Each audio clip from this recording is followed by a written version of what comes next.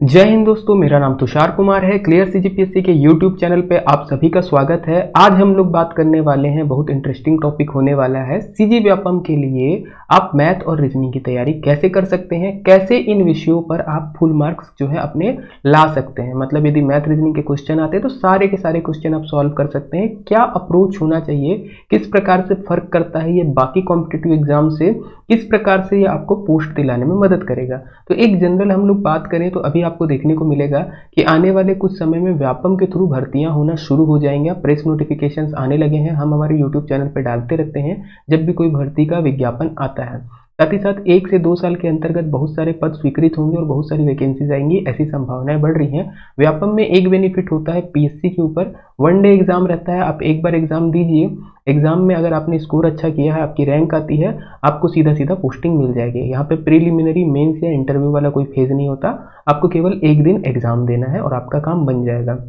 व्यापम में अगर बात करेंगे, अगर आपको रैंक लाना है तो मैथ रीजनिंग बहुत बड़ा रोल अदा करता है। इसके बिना आपका काम नहीं बनेगा। रीजन क्या है, आप देखेंगे कि लगभग 1/3 क्वेश्चन जो है मैथ रीजनिंग के आते हैं। 1/3 क्वेश्चन, 33% एग्जाम के अगर क्वेश्चन का अगर मैथ रीजनिंग अपने पास वेटेज रखता है तो अगर आपको रैंक लाना है तो इनके आपको क्वेश्चन सॉल्व करने पड़ेंगे। आपको देखना, जो भी कोई टॉप 10 पे आएगा उसमें 90% स्टूडेंट ऐसे होंगे जिनका मैथ रीजनिंग बहुत स्ट्रांग रहा है, वो उसी फील्ड से हैं। ऐसा नहीं कि 10th के बाद आप मैथ पढ़ोगे तभी होगा। अगर आपका मैथ रीजनिंग स्ट्रांग है तब आप ये पोस्ट ले सकते हैं। मैक्सिमम जो एग्जाम होते हैं व्यापम के, उसमें मैथ रीजनिंग का वेटेज 1/3 रहता ही है। तकरीबन 40 से 45 क्वेश्चन आने ही आने हैं। तो कैसे तैयारी करेंगे, क्या बुक पढ़ना चाहिए, किस प्रकार से क्वेश्चंस को अटेम्प्ट करना चाहिए, क्या पूरा सिलेबस, इसके बारे में चर्चा करेंगे। कैसे ये बाकी कॉम्पिटिटिव एग्जाम से अलग होता है, किस प्रकार से व्यापम की तैयारी को हम अपनी स्ट्रांग कर सकते हैं, इन सब के बारे में हम लोग आज पूरी चर्चा करने वाले हैं। तो यदि हम लोग बात करें मैथ रीजनिंग की तो वो तकरीबन हर एक कॉम्पिटिटिव एग्जाम में पूछता है, चाहे एसएससी हो, चाहे बैंकिंग हो, चाहे रेलवेज हो, चाहे सीजीपीएससी हो, चाहे सीजी व्यापम हो, हर एक एग्जाम में मैथ रीजनिंग के क्वेश्चन आते हैं। तो फिर फर्क कहाँ है, किस प्रकार से तैयारी करें, इसी को हम लोग समझते हैं। तो पहले, सबसे पहले अंतर हम लोग समझना शुरू करते हैं। तो यदि एसएससी की बात करेंगे हम लोग तो तकरीबन एसएससी की किसी एक जनरल एग्जाम में 100 क्वेश्चन पूछे जाते हैं, जिसमें 30 प्लस क्वेश्चन होते हैं मैथ रीजनिंग के। 30 के आसपास, 30 से ऊपर नीचे 5 का आप कर सकते हैं, 5-10 ऊपर नीचे जो है क्वेश्चन मैथ रीजनिंग के आते हैं। 60 मिनट में आपको सॉल्व करना रहता है। यहाँ पर आपको क्या दिख रहा है, 100 क्वेश्चन है, 60 मिनट है, आपको एक क्वेश्चन सॉल्व करने के लिए 1 मिनट से भी कम का समय मिलता है। तो ऐसे में पता है एग्जाम में क्वेश्चन सेट करने वाले को भी कि 1 मिनट से कम में आपको सॉल्व करके देना है बच्चे को क्वेश्चन। तो क्वेश्चन कुछ इस प्रकार से रखे जाए जो डायरेक्ट शॉर्ट ट्रिक से बनते हो। बेसिक आपको नहीं भी आता चलेगा, शॉर्ट ट्रिक आपको पता है, जल्दी जल्दी बनने वाले क्वेश्चन यहाँ पे दिए जाएंगे। बैंकिंग में भी सेम आपको देखने को मिलेगा, 100 क्वेश्चन होते हैं जिसमें 70 के आसपास क्वेश्चन जो है आपके मैथ रीजनिंग के आते हैं। बाकी बचे हुए क्वेश्चन लैंग्वेज के आते हैं, जो प्रिलिमिनरी होता है बैंकिंग की, इसकी बात करेंगे। इसको भी आपको 60 मिनट में सॉल्व करना रहता है। तो यहाँ पर भी क्या है, आपको तेजी से क्वेश्चन बनाने हैं। रेलवेज की भी बात करेंगे तो 100 क्वेश्चन रहता है, जिसमें 30 प्लस क्वेश्चन जो है मैथ रीजनिंग के रहते हैं एक जनरल आइडियाज में, और 60 मिनट में आपको इसको भी सॉल्व करना है। तो ये जो तीनों एग्जाम है, एसएससी हो, बैंकिंग हो या रेलवेज हो, इसमें क्वेश्चन सेट करने वाले को भी पता है कि क्वेश्चन जो है आपके कम समय में सॉल्व होने चाहिए। तो यहाँ पर क्वेश्चन स्ट्रेट फॉरवर्ड आते हैं, सीधे सीधे क्वेश्चन आते हैं। 1-2 क्वेश्चन अगर अपवाद के तौर पे हम हटा दे तो सीधे सीधे क्वेश्चन रहेंगे, जिसको आप ऑप्शन के through, hit and try method से भी बना सकते हैं, या यदि आपको शॉर्ट ट्रिक पता है तो शॉर्ट ट्रिक के थ्रू भी बता सकते हैं। तो एसएससी, बैंकिंग या रेलवे की तैयारी करने के लिए हजारों यूट्यूब चैनल्स हैं जो शॉर्ट ट्रिक देते हैं आपको, आप उनके थ्रू बना सकते हैं। यहाँ पर आपको कोई दिक्कत नहीं आएगी। बात करेंगे सीजीपीएससी की, तो सीजीपीएससी में जनरली 100 क्वेश्चन जो है आते हैं पेपर 2 में। हमारे इसका पैटर्न सेट है, पेपर 2 में 100 क्वेश्चन आने वाले हैं, 4 भागों में बटा रहता है हमारा, जिसमें मैथ, रीजनिंग, लैंग्वेज और कम्युनिकेशन स्किल के आने रहते हैं क्वेश्चन। अभी जो 2 साल से ट्रेंड चल रहा है, लैंग्वेज के 35 क्वेश्चन के आसपास आने लगे हैं, 30 से 35 क्वेश्चन। तो आपका सी सेट में देखेंगे हम तो 65 के आसपास मैथ, रीजनिंग और कम्युनिकेशन स्किल से क्वेश्चन आते हैं। 60 प्लस हम मान लेते हैं मैथ के, 2 घंटे में आपको सॉल्व करना है। सीजीपीएससी जनरली इजी हो जाता है पेपर 2 आज की डेट में, सी सेट, क्योंकि क्वालिफाइंग कर दिया गया है। तो इसके तहत क्या है, आप केवल 33 क्वेश्चन, अगर आप जनरल कैटेगरी में 66 नंबर आप ले आइए। 66 मतलब 33 क्वेश्चन आप जो है सही कर दीजिए, आपका जो है 66 नंबर आ जाएगा, तो आपका निकल जाएगा। तो इसमें आप मैथ, रीजनिंग अगर नहीं भी बनाएंगे तब भी आपका निकल जाएगा। बट यदि पूरे एनालिसिस की बात करें तो सीजीपीएससी जो है आपको देखने को मिलता है 100 क्वेश्चन है और आपको 2 घंटे में बनाना है। तो एक क्वेश्चन के लिए आप 1 मिनट से ऊपर टाइम दे सकते हैं। सकते हैं। तो यहाँ पर क्या करता है आयोग, यहाँ पर आयोग जानता है कि बच्चों को पीछे एक क्वेश्चन के पीछे वो 1 मिनट 2 मिनट लगा सकते हैं, तो हम क्वेश्चन थोड़े कठिन करेंगे। क्वेश्चन यहाँ पे सीधे स्ट्रेट फॉरवर्ड नहीं आते, बहुत कम क्वेश्चन है जो सीधे स्ट्रेट फॉरवर्ड आते हैं, शॉर्ट ट्रिक से जो बनेंगे आपको क्वेश्चन में कहीं ना कहीं घुमा के देगा। ऑप्शन के थ्रू भी हिट एंड ट्राई हर एक क्वेश्चन में आपका काम नहीं करेगा। वो कुछ इस प्रकार से क्वेश्चन देगा कि बच्चे को अगर बेसिक पता है तभी वो उस क्वेश्चन को बना सकता है, नहीं तो नहीं बना सकता। अगर वो है कि वो बाकी चैनल से जैसे एसएससी की तैयारी कर रहा है और बोलेगा सीजीपीएससी के बन जाए, तो वहाँ पे कहीं पे वो कुछ क्वेश्चंस में फंस जाएगा, जो एकदम कॉन्सेप्चुअल बेस्ड रहेंगे वो नहीं बनेंगे। हाँ, अगर उस बच्चे ने पहले से उसका एकदम दिमाग अच्छा है, शार्प माइंडेड है वो, तो वो निकाल लेगा अगर उसको अप्रोच है। फर्क क्या होता है देखिएगा, सीजीपीएससी में, सीजीपीएससी या जो पीएससी होता है हमारा यूपीएससी, ये लोगों में देखता है कि उनको दबाव झेलने की कितनी क्षमता है।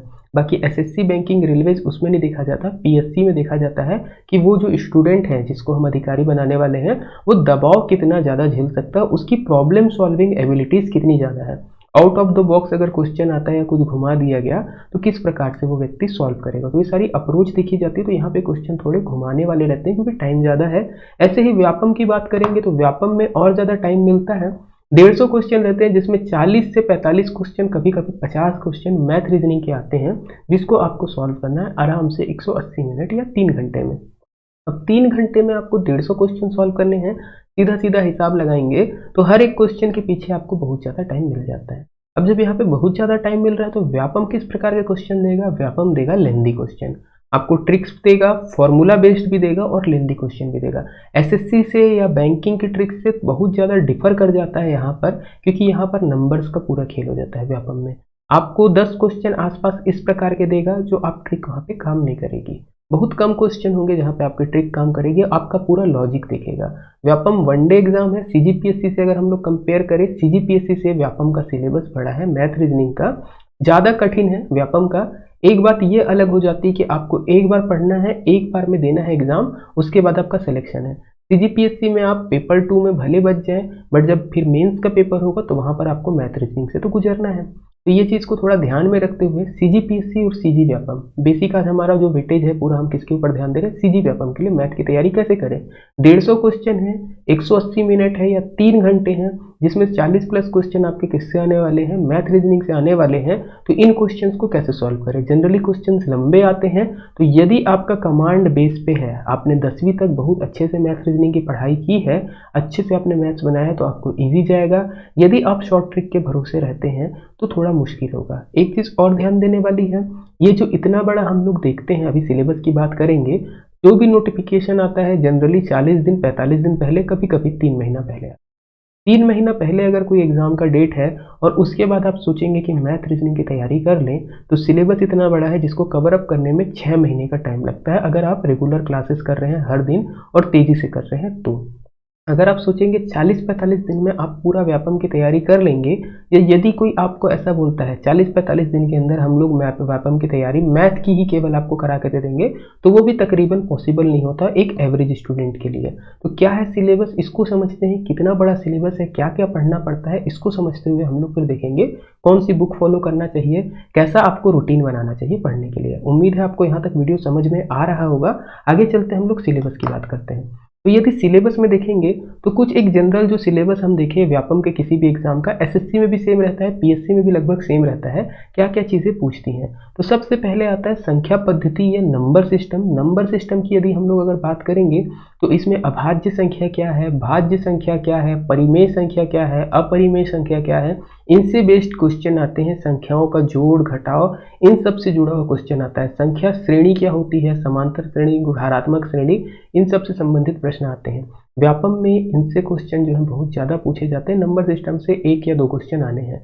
घातांक करने से भी जुड़े हुए क्वेश्चन आते हैं। घातांक करने से किस प्रकार के क्वेश्चन आएंगे, रूट 3 बड़ा है या क्यूब रूट 4 बड़ा है, 4 की घात 14 बड़ा है या 5 की घात 15 बड़ा है। ये सारे क्वेश्चन जनरली हम लोग पीएससी वगैरह में नहीं करते हैं, व्यापम में ये आपका आधार दिखता है कि आपका गणित कितना मजबूत है, आप कितना अच्छे से बना सकते हैं। ऐसे ही क्यूब और क्यूब रूट की बात करें या स्क्वायर और स्क्वायर रूट की बात करें, मतलब वर्ग, वर्गमूल और घन घनमूल से क्वेश्चन आते हैं। भिन्नों से क्वेश्चन आते हैं, फ्रैक्शन के जो क्वेश्चन है एसएससी में और यहाँ पे फर्क क्या होगा, फ्रैक्शन में लिखा रहेगा 1 सही 1/2 प्लस 1 सही 1/2 नॉर्मल रहेगा, उसमें आपको ट्रिक मिलेगी यूट्यूब में, सब करते हैं, सबको जोड़ दीजिए। यहाँ पर संख्याएं चेंज करता है बीच की, और बीच की संख्याएं चेंज करके क्या बोलता है, बेटा आप बेसिक से बनाइए। तो मेन व्यापम की तैयारी में है आपका बेसिक कितना स्ट्रांग है। सरलीकरण या सिंप्लीफिकेशन, इससे व्यापम का फेवरेट जोन है, यहाँ से बहुत सारे क्वेश्चन आते हैं, बीजगणितीय सूत्रों पर आधारित प्रश्न रहते हैं, जैसे a प्लस बी का होल स्क्वायर के से संबंधित प्रश्न, a cube plus B cube से संबंधित प्रश्न आपको देखने को मिलेगा। 999 इंटू 999 इंटू 999 माइनस लिखा रहेगा 111 इंटू 111 इंटू 111। मैं सारा प्रिंट नहीं कर रहा हूँ, टाइप नहीं कर रहा हूँ, क्योंकि वीडियो हम लोगों को शॉर्ट्स में बनाना है, इसको ध्यान रखिएगा। ऐसे रहते हैं, कुछ ना कुछ फॉर्मूला आधारित बीजगणितीय सूत्र आधारित प्रश्न रहते हैं, जिसका आपको डायरेक्ट आंसर देना रहता है। तो यदि आपको वहाँ पे फॉर्मूला पता है तो आपसे तुरंत बनेगा, नहीं तो टाइम कंज्यूमिंग रहता है। ऐसे ही आपको क्वेश्चन मिलेगा x प्लस 1/x बराबर यदि 3 है तो x square plus 1/x square का मान बताइए। x की घात 99 प्लस 1/x की घात 99 बराबर इतना है, तो x की घात 198 प्लस 1/x की घात 198 का मान बताइए। इस प्रकार के क्वेश्चन जो है यहाँ से आते हैं। ये जो शुरू के 5 चीज़ें हैं, संख्या पद्धति, घातांक करनी, वर्गमूल, घनमूल, वर्ग और घन, इस प्रकार से भिन्न, सरलीकरण, यहाँ से क्वेश्चन जो है व्यापम ज़्यादातर उठाता है। 4 से 5 क्वेश्चन आराम से यहाँ से ही आते हैं। फिर हम लोग बात करेंगे तो महत्तम समापवर्त या लघुत्तम समापवर्त से प्रश्न पूछे जाते हैं, अनुपात समानुपात से प्रश्न पूछे जाते हैं, एज रिलेशन से प्रश्न पूछे जाते हैं। इसके अलावा मिक्सचर या मिश्रण और एलिगेशन जिसको हम लोग बोलते हैं, मिक्सचर एलिगेशन जिसको हम लोग बोलते हैं, इस यूनिट से प्रश्न पूछे जाते हैं कि दूध और पानी का अनुपात इतना है तो कितना पानी और मिला दे कि अनुपात चेंज हो जाए। इस प्रकार के क्वेश्चन जो है मिलता है। या 10 रुपये किलो वाले चावल को 8 रुपये किलो वाले चावल के साथ किस अनुपात में मिलाए कि मिश्रण का मूल्य जो है 9 रुपये हो जाए। इस प्रकार के जो प्रश्न है आपको देखने को मिलेगा। औसत से संबंधित प्रश्न आपको देखने को मिलेंगे। प्रतिशत, लाभ हानि, बट्टा, साधारण ब्याज, चक्रवृद्धि ब्याज। बट्टा मतलब होता है डिस्काउंट। इनसे क्वेश्चन जो है ये 5 यूनिट आप कभी भी एक साथ करिएगा, ये सिंपल है, एक सीक्वेंस में जाती है ये यूनिट। इनसे प्रश्न आते ही हैं। जनरली साधारण ब्याज चक्रवृद्धि ब्याज से, प्रतिशत से आएगा। यदि चीनी का मूल्य 10% बढ़ जाए तो कोई व्यक्ति अपने चीनी की खपत में कितने प्रतिशत की कमी करे कि उसका जो है अंतर ना पड़े, खर्च पे कोई अंतर ना पड़े। अगर चीनी का मूल्य 10% बढ़ जाए तो समान मूल्य पर कितनी ज़्यादा चीनी होगी या कम मिलेगी। इस प्रकार के क्वेश्चन आने लगते हैं। लाभ हानि से क्वेश्चन आने लगते हैं कि किसी वस्तु का अंकित मूल्य इतना है, उस पर कोई व्यक्ति 10% डिस्काउंट देता है, उसके बाद उसे 500 रुपये में बेचता है, तो आपको जो है 20% का लाभ मिलता है। तो व्यक्ति जिसने क्रय मूल्य पर कितने खरीदा। डिस्काउंट से सिंपली क्वेश्चन आते हैं। सिंपल इंटरेस्ट, कंपाउंड इंटरेस्ट से क्वेश्चन आते हैं। ये यहाँ तक सिलेबस है। इनमें से 1 से 2 क्वेश्चन आते हैं। इसके बाद बात करेंगे काम और समय या time and work, pipe and tank मतलब पाइप एंड सिस्टम, इनसे क्वेश्चन आते हैं। इसके अलावा चाल, समय, दूरी, रेलगाड़ी, नाव, नदी, ये आपको साथ में करना है। Time and work, pipe and tank, इसको आप एक साथ करेंगे, कभी भी एक साथ यूनिट होगी आगे पीछे। चाल, समय, दूरी, रेलगाड़ी, नाव और नदी, ये एक साथ यूनिट होगी। एक बार की बात है, आरआई का एग्जाम था या फूड इंस्पेक्टर का एग्जाम था, उसमें उसका मीम्स भी बन गया था। व्यापम ने पूरा रेलगाड़ी से संबंधित प्रश्न दे दिए थे, रेलगाड़ी ट्रक वगैरह चला दिया, तो लोग मजाक उड़ा रहे थे कि व्यापम के पास जितनी रेल बस स्कूटर थी सब दे दिया। तो सिलेबस आपके पास है, 50 क्वेश्चन उसको पूछने हैं। ऐसे डिफाइंड नहीं रहता कि यहाँ से इतने क्वेश्चन पूछेंगे, यहाँ से इतने पूछेंगे, उसके पास पूरा ऑप्शन है, वो कहीं से भी पूछ सकता है। आपको तैयारी करनी है तो तैयारी किस प्रकार से करेंगे, जो सीक्वेंस में मैंने यूनिट बना के रखा है, जो सीक्वेंस में मैंने बांट के रखा है, आप वैसे ही करेंगे। पहले आप नंबर सिस्टम तक करिए, सरलीकरण तक, ये 5 यूनिट एक साथ। एलसीएम, एचसीएफ, अनुपात समानुपात, एज, मिश्रण और औसत, ये आप एक साथ करिए। प्रतिशत से शुरू करेंगे तो चक्रवृद्धि ब्याज तक आप एक साथ करिए। काम, समय, पाइप और टैंक एक साथ करिए। चाल, समय, दूरी, रेलगाड़ी और नाव, गति, ये एक साथ करिए। यहाँ तक जो है व्यापम और पीएससी का सिलेबस सिमिलर होता है। इसमें क्वेश्चन भी जो है सिमिलर पूछे जाएंगे, एक जैसे रहेंगे। कॉन्सेप्ट आपका खींचेगा, आपको कॉन्सेप्ट बेस्ड क्वेश्चन जो है यहाँ से बनाना है। इसके बाद आती है बात क्षेत्रफल की और आयतन की। जैसे हम लोग बोले तो 2D आकृति और 3D आकृतियों के बारे में। तो 2D और 3D आकृतियों की यदि हम लोग बात करेंगे तो ये पूरा फॉर्मूला बेस्ड यूनिट रहता है। जैसे वर्ग का क्षेत्रफल कितना होता है, वर्ग का परिमाप कितना होता है, वृत्त का क्षेत्रफल कितना होता है, वृत्त की परिधि कितनी होती है। आयतन में बात करेंगे तो घन का आयतन कितना होता है, घन का संपूर्ण पृष्ठ का क्षेत्रफल कितना होता है। पूरे सूत्र आधारित जो है यहाँ पे प्रश्न आपको देखने को मिलेंगे। जब भी आप करेंगे क्षेत्रफल वाला यूनिट या आयतन वाला यूनिट, आपको सूत्र आधारित प्रश्न मिलेंगे। एसएससी वगैरह में डायरेक्ट फॉर्मूला बेस्ड रहता है, यहाँ पे कॉन्सेप्चुअल पूछेगा, बोलेगा एक मैदान है जिसके कोने में गाय बांधी गई है, गाय 5 मीटर लंबी रस्सी से बंधी है। बताइए कि गाय कितने क्षेत्र तक का घास खा सकती है। कभी उसको कोने पर बांधेगा, कभी भुजा के मध्य पे बांधेगा, कभी बीचों बीच बांधेगा। तो अलग अलग जगह जब वो बांधता है गायों को या घोड़े को, तो आपको कॉन्सेप्ट भी अलग लगाना है। कभी वो वृत्त बनेगा, कभी अर्धवृत्त बनेगा, कभी 1/4 वाला वृत्त बनेगा। तो इसको समझते हुए कॉन्सेप्ट बेस्ड आपको पूछेगा व्यापम और पीएससी।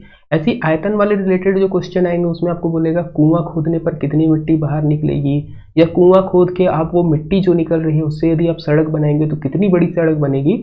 इस प्रकार के क्वेश्चन जो है व्यापम पूछता है। बोलेगा एक बॉल को पिघला दिया गया है और छोटी छोटी बॉल्स बना दी गई हैं, तो कितनी बॉल्स बनेगी। तो यहाँ पे वो आपके कॉन्सेप्ट पूछने की कोशिश कर रहा है कि आप लॉजिक लगा पा रहे हैं या नहीं। कभी आयतन बराबर होगा, कभी क्षेत्रफल बराबर होगा, तो ये आप लगा पा रहे हैं या नहीं। ये भी हमारा पीएससी से रिलेटेड है। इसके बाद यदि हम लोग नीचे से बात करेंगे तो पाई चार्ट, दंड आरेख, आयत चित्र, रेखा चित्र, सारणियन, टेबुलेशन, आपका लाइन ग्राफ, बार ग्राफ, ये जो सारी चीजें हैं पाई चार्ट, ये हमारा टेबुलेशन से रिलेटेड, डीआई से रिलेटेड पूरा हो जाता है। ये भी हमारे पीएससी में है। यहाँ से पीएससी का फेवरेट जोन है। ये मैथ्स के सिलेबस की बात कर रहे हैं, ये पीएससी का फेवरेट जोन है। यहाँ से पीएससी जब भी क्वेश्चन पूछता है, बेनिफिट क्या हो जाती है, बल्क में क्वेश्चन आ जाते हैं। एक आप चार्ट डालिए, 4 से 5 क्वेश्चन आप वहाँ पे पूछ सकते हैं। वो आयोग के ऊपर है, कभी 3 पूछेगा, कभी 4, कभी 5। ऐसे ही व्यापम भी ले सकता है आपका इन सारे से एग्जाम से क्वेश्चन। इसमें बेसिक क्वेश्चन रहते हैं, केवल यहाँ पे आपको वो देखा जाता है कि आपको चार्ट पढ़ना आता है या नहीं। अगर वो चार्ट से रिलेटेड कोई क्वेश्चन दे रहा है तो यहाँ पर औसत और प्रतिशत का यूनिट मिक्स्ड हो जाता है। बोलेगा इसका औसत बताइए कितना है सभी चार्ट्स का, या बोलेगा कितना प्रतिशत है पहले वाला दूसरे से। आप क्वेश्चन अगर देखे होंगे तो आपको आइडिया लग रहा होगा क्या बात कर रहा हूँ मैं। तो इस प्रकार से तो अगर वो चार्ट डालता है तो 2 यूनिट ऑलरेडी उसकी कवर अप हो जाती है। औसत, प्रतिशत, अनुपात भी कवर अप हो जाता है। तो 1 यूनिट डाल के, 1 चार्ट डाल के वो 3 टॉपिक से क्वेश्चन उठा लेता है। बात बचती है ऊपर से, यदि हम वापस आए त्रिकोणमिति की, वृत्तों की, वृत्त, जीवा, स्पर्श रेखा, त्रिभुज की। ये जनरली क्या है, हमारा रेखागणित से संबंधित प्रश्न हो जाते हैं। रेखागणित पीएससी में जनरली क्वेश्चन बहुत कम आते हैं। व्यापम रेखागणित से क्वेश्चन जरूर पूछता है। अलग अलग कोण देगा, जनरली उसने समांतर रेखा और वृत्त इससे संबंधित प्रश्न बहुत पूछे हुए हैं। वृत्त के अंदर त्रिभुज दे देगा, वृत्त के अंदर चतुर्भुज दे देगा, वृत्त को मिलाते हुए एक केंद्र से मिलाते हुए रेखा खींचेगा और एक वृत्त की परिधि को छूते हुए रेखा खींचेगा। बोलेगा कोण बताइए। अलग अलग प्रमेय है जिसको याद करना पड़ता है। अब अगर आप प्रमेय याद कर लेते हैं आपको बहुत आसानी होगी। अगर आप प्रमेय याद नहीं करते तो सबसे ज़्यादा दिक्कत यही होने वाली है। बाकी सिलेबस की अगर पूरी बात कर दे, ये आपका जियोमेट्री को छोड़ के या रेखागणित को छोड़कर बाकी सिलेबस आप पीएससी के जैसे तैयार कर सकते हैं। एक चीज़ ध्यान रखिएगा, अगर आप शॉर्ट ट्रिक के भरोसे बैठे हैं तब मुश्किल है। शॉर्ट ट्रिक से ऊपर आपको जाना है बेसिक पे। Short trick SSC, banking, railways इनके लिए सही है क्योंकि वहां पर टाइमिंग कम रहती है। यहाँ पर आपको टाइम ज़्यादा दे रहा है, आयोग बता रहा है कि भैया मैंने टाइम ज़्यादा दिया है आपको क्वेश्चन सॉल्व करने के लिए, तो क्वेश्चन लंबे हैं। अगर 40 क्वेश्चन पूछ रहे हूँ मैं तो 40 में से 20 क्वेश्चन तो लंबे रहेंगे जिसमें आपको सोच के बनाना है। 10 क्वेश्चन नो डाउट आपके शॉर्ट ट्रिक से बन सकते हैं, 15 क्वेश्चन नो डाउट आपके शॉर्ट ट्रिक से बन सकते हैं। बट बाकी क्वेश्चन जो आपको स्कोर करके देना है, हम लोगों की बात क्या हो रही है, हम लोगों को स्कोर करना है। मैक्सिमम नंबर कैसे ला सकते हैं, मैथ में यदि 40 क्वेश्चन पूछे हैं, मैथ रीजनिंग में 40 में 40 या 40 में 38 हम कैसे ला सकते हैं, तभी आपको पोस्ट मिलेगी। तो इसके लिए भैया बेसिक आपको पढ़ना पड़ेगा। बेसिक मेथड से सॉल्व करिए, शॉर्ट ट्रिक भी प्रयोग करिए। आप कोशिश करिए आप जहाँ पे भी पढ़ते हैं, आप जिस भी बुक से पढ़ते हैं, आप जिस भी टीचर से पढ़ रहे हैं उनको आप बोलिए सर आप शॉर्ट ट्रिक से अगर बताते हो आप बेसिक से बताइए, सर अगर आप बेसिक से बताते हो आप शॉर्ट ट्रिक से बताइए। आपने जनरली पैसा दिया हुआ है, आपके सर का कर्तव्य बनता है कि हर एक क्वेश्चन को बेसिक से भी बताए, शॉर्ट ट्रिक से भी बताए। साथ साथ हो जाते हैं, बहुत बड़ा सिलेबस नहीं रहता, आराम से कवर अप हो जाता है। जनरली हम लोग जो है, हमने भी अपनी शुरुआत मैथ रीजनिंग पढ़ाने से ही की हुई है। हमको आइडिया है कि कैसे सिलेबस कवर अप होता है। हम लोगों ने करवा के भी दिया है, मंडी निरीक्षक के टाइम पे हमने बच्चों को सिलेबस कवर अप करवा के दिया था। हर एक चीज़ों को हमने करवा के दिया हुआ है, आप पूछ सकते हैं उनसे भी।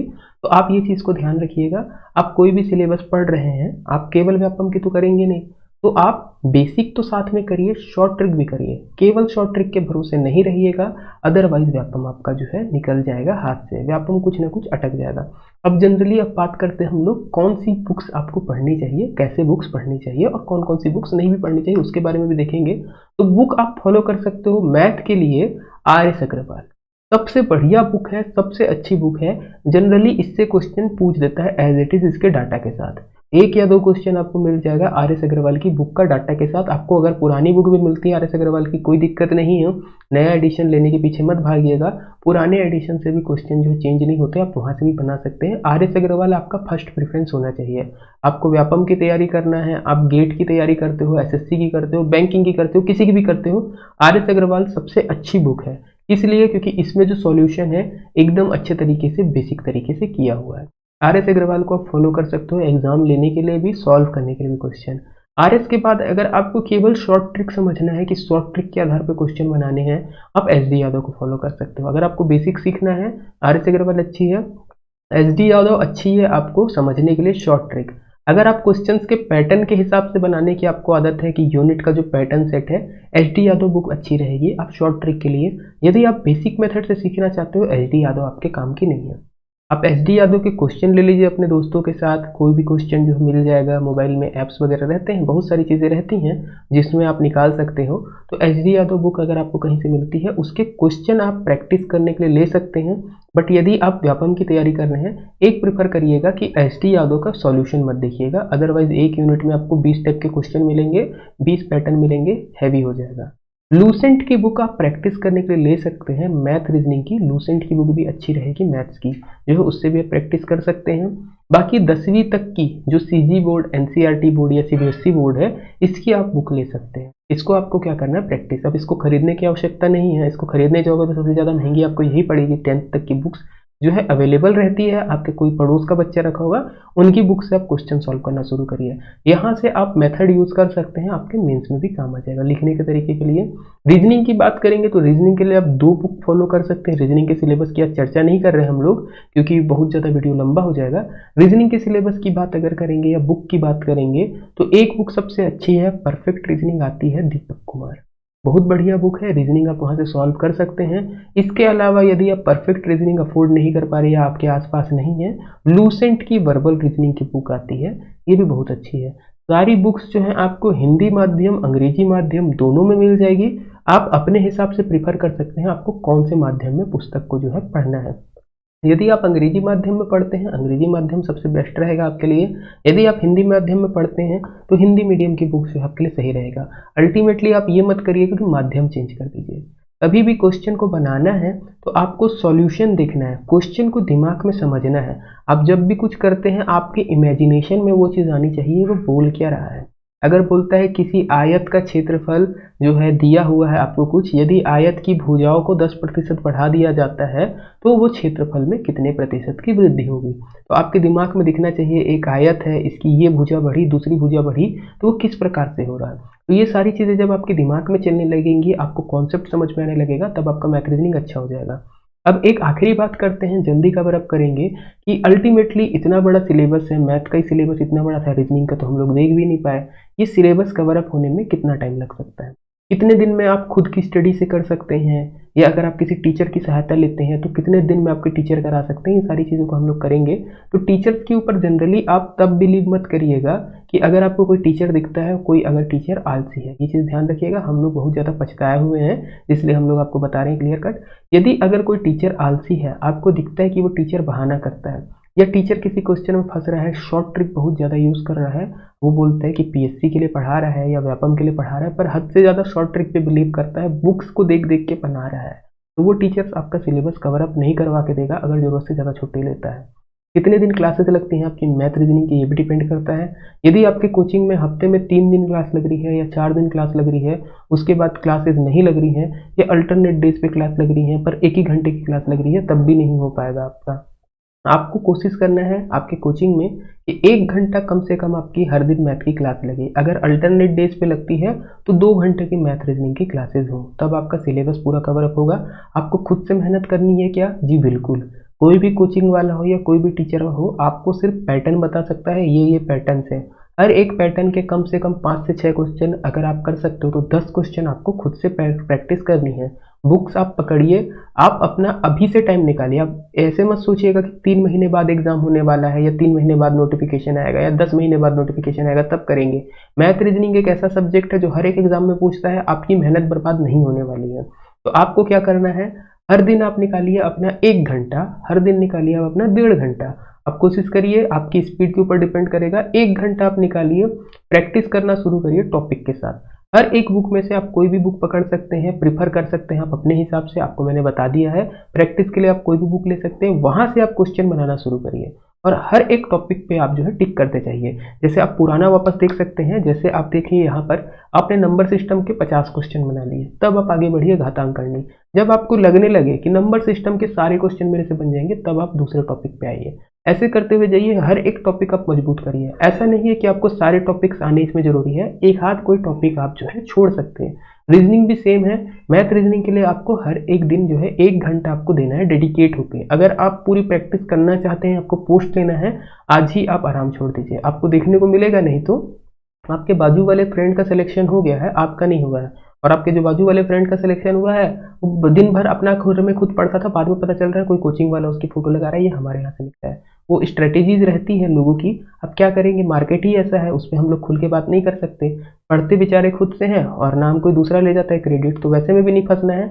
अगर आप सेल्फ स्टडी करना चाहते हैं, आपको बुक्स पता है, इस पर आप काम कर सकते हैं। आप कमेंट करके बता सकते हैं क्या हम लोग मैथ रीजनिंग के लिए क्लासेस लगा सकते हैं, क्या हम लोग यहाँ पे बैठ के टॉपिक वाइज एमसीक्यू भी सॉल्व कर सकते हैं। तो आप लोगों के ऊपर रहेगा, आप लोग सारी चीज़ें बताएंगे। तो बस इतना ही था आज की वीडियो के लिए। उम्मीद है आपको वीडियो पसंद आई होगी। धन्यवाद। जय हिंद।